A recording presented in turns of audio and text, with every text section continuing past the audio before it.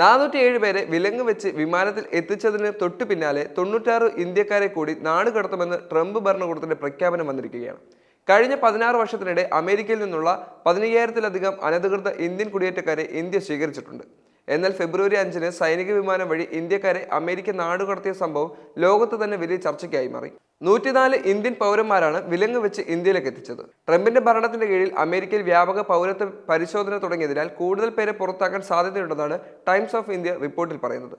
മാത്രമല്ല, ഇന്ത്യക്കാരെ വിലങ്ങടിച്ച് വിമാനത്തിൽ കൊണ്ടുവരുന്നതിനെതിരെ ഇന്ത്യ ശക്തമായ പ്രതിഷേധം അറിയിച്ചതിന് തൊട്ടു പിന്നാലെയാണ് ഇന്ത്യൻ പൗരന്മാരെ വീണ്ടും നാട് കടത്തുമെന്ന് അമേരിക്കയുടെ പ്രഖ്യാപനം വന്നിരിക്കുന്നത്.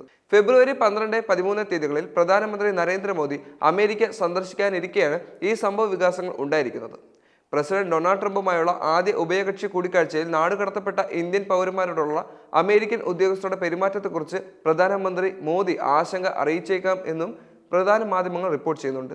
അതേസമയം മനുഷ്യാവകാശ പ്രശ്നങ്ങൾ കാരണം മെക്സിക്കോ, ബ്രസീൽ, കൊളംബിയ എന്നിവയുൾപ്പെടെ ചില രാജ്യങ്ങൾ കുടിയേറ്റക്കാരെ കൊണ്ടുവരുന്നതിന് അമേരിക്കയുടെ സൈനിക വിമാന സർവീസുകളെ എതിർത്തിട്ടുണ്ട്. സൈനിക വിമാനം ഉപയോഗിക്കുന്നതാണ് ഏറ്റവും വേഗത്തിൽ നാടുകടത്താനുള്ള മാർഗമെന്ന് അമേരിക്കൻ ഉദ്യോഗസ്ഥർ ഇന്ത്യയെ അറിയിച്ചിട്ടുണ്ട്. തുടക്കത്തിൽ 203 വ്യക്തികളെ നാടുകടത്തുന്നതിനായി അമേരിക്ക പട്ടിക രൂപപ്പെടുത്തിയിരുന്നു. അതിൽ 104 പേരെയാണ് ഇതിനകം തന്നെ തിരിച്ചെത്തിയിരിക്കുന്നത്. എന്താണെങ്കിലും അമേരിക്കയുമായുള്ള ബന്ധം ഇപ്പോൾ കൂടുതൽ വഷളാകുന്ന ഒരു സാഹചര്യമാണ് നിലനിൽക്കുന്നത്. മോദി 12-ാം തീയതി അമേരിക്കയിലെത്തുമ്പോൾ എന്തെല്ലാം തീരുമാനമാണ് ഇനി എടുക്കാൻ പോകുന്നത് എന്നുള്ളത് പ്രധാനപ്പെട്ട ഒരു ചോദ്യമാണ്.